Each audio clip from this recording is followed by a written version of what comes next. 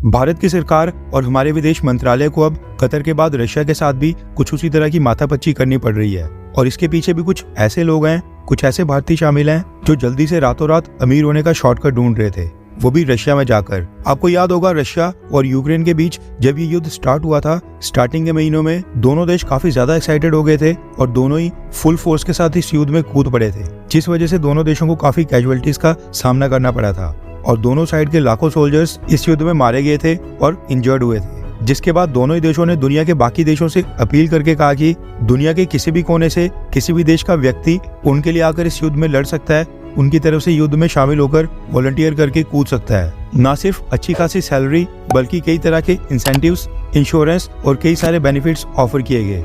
Russia ने कहा कि जो भी फॉरेन नेशनल उनकी आर्मी को 1 साल के लिए ज्वाइन करेगा, उसको उसके परिवार यानी वाइफ और बच्चे को भी रशिया की नागरिकता दी जाएगी। रशिया का रेजिडेंस परमिट दिया जाएगा, वो भी 1 ही साल के अंदर, 1 साल का कॉन्ट्रैक्ट साइन करने के बाद। नॉर्मली रशियन सिटीजनशिप के लिए 5 साल इंतजार करना पड़ता है।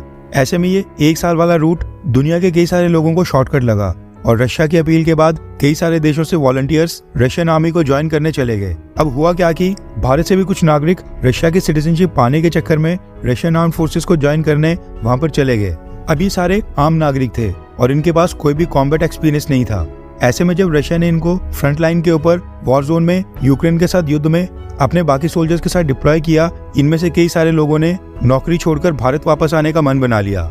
युद्ध को करीब से देखने के बाद इनको लगा होगा कि जान है तो जहान है, जंग में जॉब करना मौत से खेलने के बराबर है। अब ऑब्वियस सी बात है कि रशिया अगर सामने से वॉलंटियर्स को इतनी ज्यादा फैसिलिटीज दे रहा है तो वो उनको फ्रंट लाइन के ऊपर तो भेजेगा ही। अब जो भारत से लोग गए थे, इन्होंने दावा किया कि जब इनको रशियन आर्मी में रिक्रूट किया गया था, यानी जब इनको भर्ती किया गया था, तब इनको कहा गया था कि इनकी सपोर्ट जॉब है, ना कि हथियार पकड़ाकर इनको एक्चुअली में बैटल जोन और युद्ध में भेज दिया जाएगा।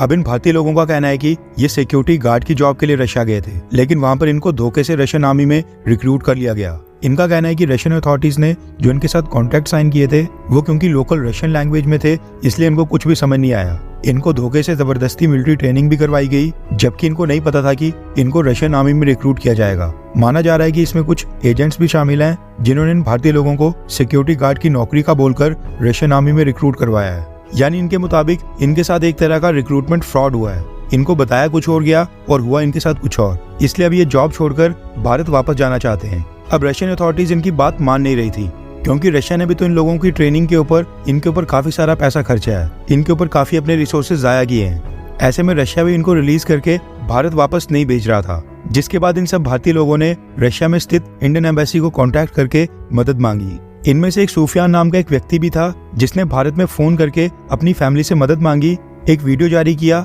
और भारत के प्रधानमंत्री मोदी जी से मदद की अपील की। जिसके बाद फिर भारत में स्थित सूफियान की फैमिली ने हैदराबाद से member of parliament Asaduddin Owaisi से मदद मांगी और उसके बाद फिर ओवैसी ने ये मुद्दा उठाया और प्रधानमंत्री मोदी जी और भारत के विदेश मंत्रालय से अपील करके ये मांग की कि सूफियान और उसके बाकी साथियों को भारत सरकार जल्दी भारत लाए। अब इस केस को लेकर रिपोर्ट्स ये निकल कर आ रही हैं कि भारत सरकार ने इस मामले में दखल देने का फैसला किया है और अब कतर की तरह ही मोदी सरकार ने रशिया से भी अपने देश के नागरिकों को वापस लाने के लिए डिप्लोमेटिक चैनल्स स्टार्ट कर दिए हैं। अब ये आइडेंटिफाई किया जा रहा है कि भारत से कितने लोग रशिया में वॉलंटियर करने के लिए गए हैं और आज की डेट में रशियन आर्मी में वॉलंटियर कर रहे हैं। इसके बाद ना सिर्फ सूफियान बल्कि इनमें से जो भी लोग भारत वापस आना चाहेंगे उन सबको भारत सरकार रशिया से वापस लाएगी, उनकी घर वापसी होगी।